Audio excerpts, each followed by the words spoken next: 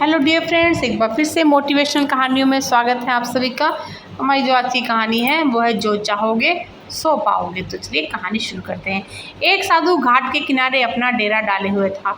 वहाँ अपनी धुनी रमा कर दिन भर बैठा रहता और बीच बीच में ऊंची आवाज में चिल्लाता, जो चाहोगे सो पाओगे, जो चाहोगे सो पाओगे। उस रास्ते से गुजरने वाले लोग उसे पागल समझते थे। वे उसकी बात सुनकर अनसुना कर देते और जो सुनते वे उस पर हंसते थे। एक दिन एक बेरोजगार युवक उस रास्ते से जा रहा था। साधु की चिल्लाने की आवाज़ उसके कानों में भी पड़ी, जो चाहोगे सो पाओगे, जो चाहोगे सो पाओगे। ये वाक्य सुनकर वह युवक साधु के पास गया और उससे पूछने लगा, बाबा, आप बहुत देर से जो चाहोगे सो पाओगे चिल्ला रहे हो। क्या आप सच में मुझे वो दे सकते हो जो मैं पाना चाहता हूँ? साधु बोला, हाँ बेटा, लेकिन पहले तुम मुझे ये बताओ कि तुम पाना क्या चाहते हो। बाबा, मैं चाहता हूँ कि एक दिन मैं हीरों का बहुत बड़ा व्यापारी बनूँ। क्या आप मेरी ये इच्छा पूरी कर सकते हैं? वह युवक बोला, बिल्कुल बेटा, मैं तुम्हें एक हीरा और एक मोती देता हूँ। उससे तुम जितने चाहे हीरे मोती बना लेना। साधु बोला। साधु की बात सुनकर युवक की आंखों में आशा की ज्योति चमक उठी।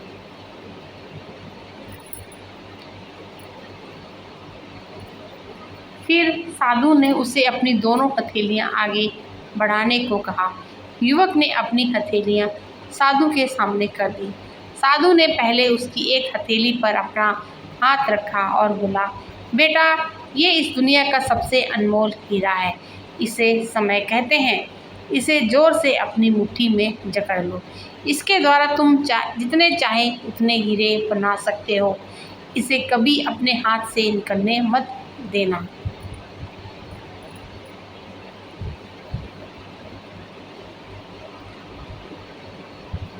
फिर साधु ने अपना दूसरा हाथ युवक की हथेली पर रखकर कहा, बेटा, ये दुनिया का सबसे कीमती मोती है।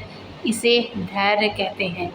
जब किसी कार्य में समय लगाने के बाद भी वांछित परिणाम प्राप्त न हो तो इस धैर्य नामक मोती को धारण कर लेना। यदि यह मोती तुम्हारे पास है तो तुम दुनिया में जो चाहो वो हासिल कर सकते हो।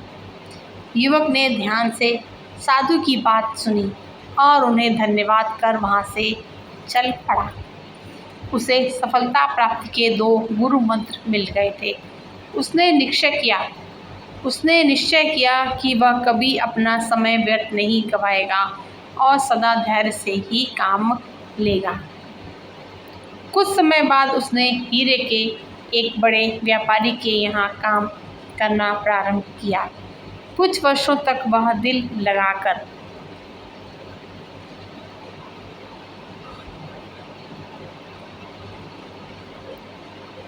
व्यवसाय का हर गुण सीखता रहा और एक दिन अपनी मेहनत और लगन से अपना सपना साकार करते हुए हीरे का बहुत बड़ा व्यापारी बना। तो फ्रेंड्स, ये कहानी हमें यहाँ पे शिक्षा देती है कि लक्ष्य प्राप्ति के लिए सदा ही समय और धैर्य नाम के हीरे मोतियों को अपने साथ रखना चाहिए।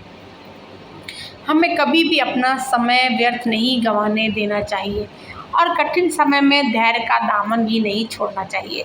सफलता हमें अवश्य प्राप्त होगी। तो कहानी कैसी लगी कमेंट में बताइएगा फ्रेंड्स। मिलते हैं एक नए वीडियो में नई कहानी के साथ। और कहानी सुनने के लिए आप सभी का दिल से बहुत बहुत शुक्रिया।